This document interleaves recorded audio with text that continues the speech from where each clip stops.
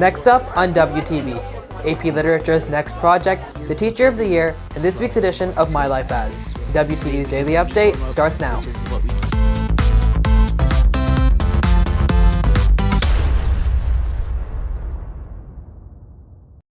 Hey there, Red Hawk Nation. Today is Thursday, October 27th, and I'm Varun Saravanan with today's Daily Update, brought to you by Wingspan TV.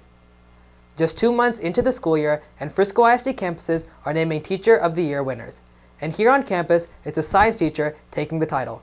WTV's Ryan Shapiro has the details. The nomination process took place weeks ago with teachers nominating and then choosing this year's Teacher of the Year, Kendrick Davies. From his work in AP Physics and Astronomy, Davies was chosen by his peers as this year's winner.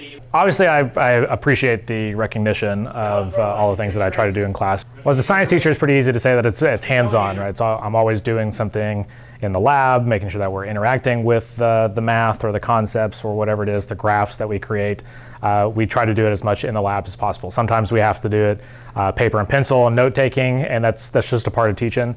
But when we do that, I try to make it fun and humorous and interactive and conversational so that it's a little bit more interactive and enjoyable for everybody. Davies now enters the next stage of the competition for Frisco ISD's Secondary Teacher of the Year, where he will compete with middle school and high school teachers throughout the district. For students such as Abdurrahim Sheikh, Davies makes difficult classes seem easier and more fun. One of the things that I like about Mr. Davies is that he is a good teacher in the sense that if a student has a question or needs clarification on something, he doesn't hesitate to come back and review the topic in depth. He really translates the really hard to learn AP Physics into a more easy to understand and fun class. Reporting for WTV, I'm Ryan Shapiro. Being the new kid at school can be challenging for some students, but there are some things in place that try to help new Redhawks feel at home in the nest. WTV's Joaquin Perez has the details. Although the school's enrollment is lower than it has been in the past years, more than 50 new students have enrolled on campus since the first day of school.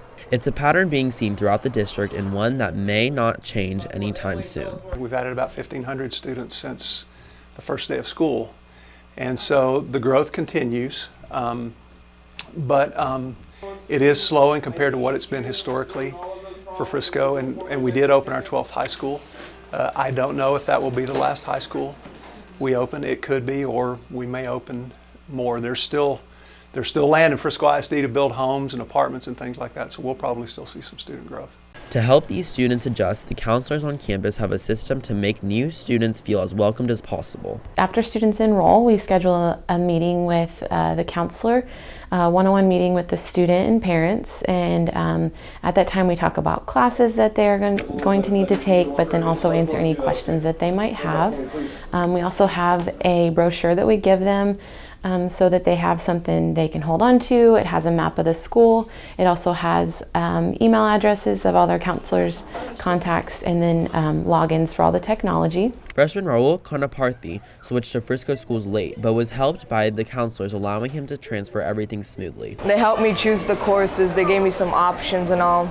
They also checked my previous transcripts and transferred them over here. The PALS program on campus can also help new students make friends before they start their first day on a new campus. So there's been a ton of research shown that just like the influence of one caring adult in a kid's life is not just beneficial but essential for their success, and having us be able to be a part of that is something that obviously is a great way for us to kind of help out in our local community, but it also is just a way for our kids to kind of push themselves to be leaders and take ownership of making Liberty a place that kids are excited to come to. Reporting for WTV, I'm Joaquin Perez. After moving on from their first project of the year, AP Literature is diving straight into their next project. AP Literature has begun their poetry unit this year. Instead of the regular Shakespeare and sonnets, the students are learning about 12 types of literature throughout history.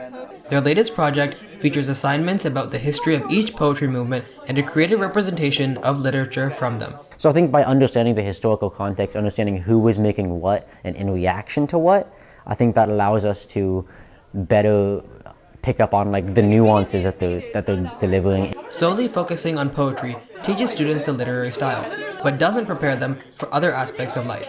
The project aims to correct that. One of the purposes actually transcends just the study of poetry, and that is the research process. This is something that Miss Allen and I really feel is an important aspect of your students' education in high school and of English education, and something that, as you know, the senior English teacher, we just want to make sure that students are not leaving our class without having really dug into research. AP Lit's in-depth assignment is set to continue well into November. On this week's edition of My Life As, WTV takes a look into the life of swimmer Armand Nair.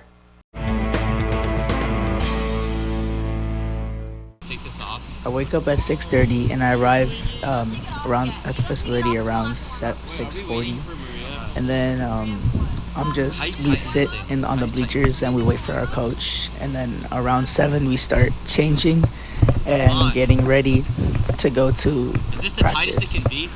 And then we have a 10-minute stretching warm-up, and then we start our warm-up, which is just starting off slow and then going to a fast-paced swim. Today we did the meet warm-up, which is what we do for our games.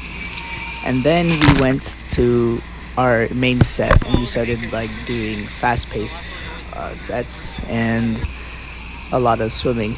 And then after that we worked on our dives because we have a meet on Saturday, so we worked on our relays and our normal dives, and then after that we had a cool down set of a few 100s and a kick set. Then around 9 o'clock I finish swimming and we finish practice and I dry off, and then usually we go usually we do dry lands or we do the gym, or sometimes we just go to our classroom and we have a meeting, but today we didn't have any of that, so I went straight home. If you are looking for more from Wingspin, you can follow us at Liberty Wingspin on Twitter, Instagram, Facebook, and TikTok, or visit our award-winning website, libertywingspan.com. And now for today's announcements. Liberty Robotics Club's first meeting will be today in the lecture hall during advisory. They will be discussing what they are and future plans as a club. No experience is required to join the club. There will be candy provided. Join the Remind at LibRobo22. Students for Environmental Action is making eco-bricks and is in need of materials. You can receive 1 service hour per 6 pieces of single-use plastic you donate. Plastic items include soda bottles, plastic bags, clamshell containers, or utensils. You can bring items even if you are unsure if it is acceptable. The drop-off location is Miss Brent's room, C241. Collection ends on November 30th. To join the Remind for Students for Environmental Action, text at LibSEA to 81010. Join Mexican American Studies Club. They'll have meetings filled with food, movies, and celebrations. The first meeting is a Day of the Dead celebration, and it's on Thursday, November 3rd, during advisory in Ms. Franco's room, C215. Join the Remind by texting at LibertyMX to 81010. Everyone is welcome. That's it for today's Daily Update. This is Varun Saravanan for Wingspan TV.